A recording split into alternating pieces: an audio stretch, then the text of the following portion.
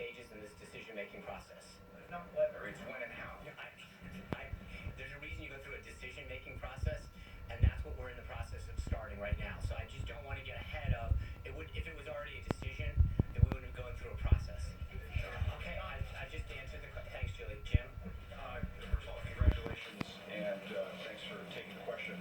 Getting back to Saturday at the CIA and your statement here at the podium, why make this crowd size issue something to talk about at all?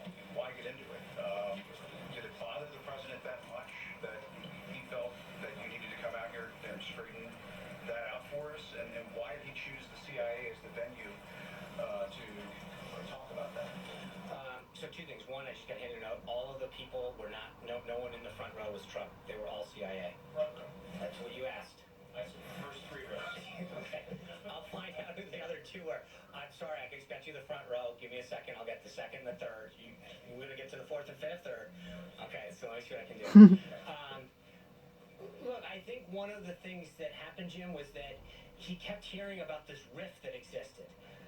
He talked about it a couple weeks ago after his briefing, how proud he is and how much he respects the intelligence community. And I think when he walked into that and he saw it, he wanted to make sure that people knew that what you're hearing on television or in reports about this rift, I have the utmost respect for you. I honor your service. I'm proud of what you're doing and the sacrifices that you're making. And I think that he wanted them to know that you see and hear all this stuff on TV about this rift that so-called exists. And clearly it doesn't matter. Like, don't believe what you're hearing. Know that I have a tremendous amount of respect for you. I appreciate everything that you're doing.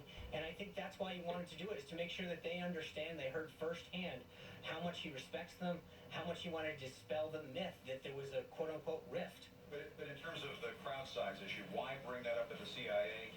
And why did you come out Saturday afternoon to talk about that? Did he tell you, Sean, I'm upset about this, I want you to come out? I'm not going to get into conversations that I have with the president, but I will tell you that it's not just about a crowd size. It's about this constant, he's not going to run. Then if he runs, he's going to drop out. Then if he runs, he can't win. There's no way he can win Pennsylvania. There's no way he can win Michigan. Then if he won, it's, oh, he didn't.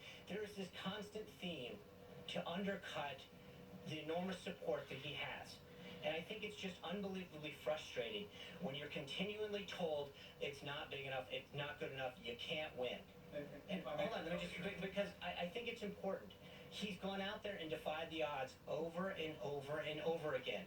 And he keeps getting told what he can't do by this narrative that's out there, and he exceeds it every single time. And I think there's an overall frustration when you turn on the television over and over again and get told that there's this narrative that you didn't win, you weren't going to run, you can't pick up this state. That's not, that's a fool's errand to go to Pennsylvania. Why is he in Michigan? How silly. They'll never vote for him. A Republican hasn't won that state since '88. And then he goes and he does it. And then what's the next narrative? Well, it must have been because of this. He didn't win that. And then, oh, people aren't attending your thing. Or John Lewis is the first person to skip his inauguration. Not true. And over again, the MLK bust. I think over and over again, there's this constant attempt to undermine his credibility and the movement that he represents. And